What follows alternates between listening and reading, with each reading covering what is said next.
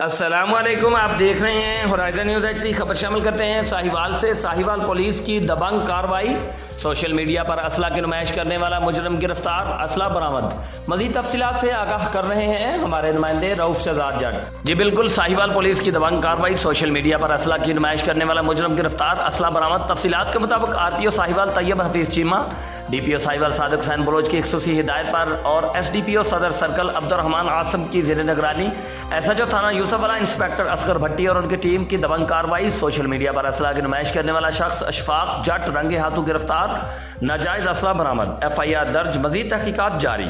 इस मौके पर एसएचओ यूसुफवाला इंस्पेक्टर असगर भट्टी ने मीडिया नुमाइंदगान से बात करते हुए कहा कि नाजायज असला रखने वाला अफराद किसी रायत के मुस्तहिक नहीं है, इनके खिलाफ कार्रवाइयाँ जारी रहेंगी। जी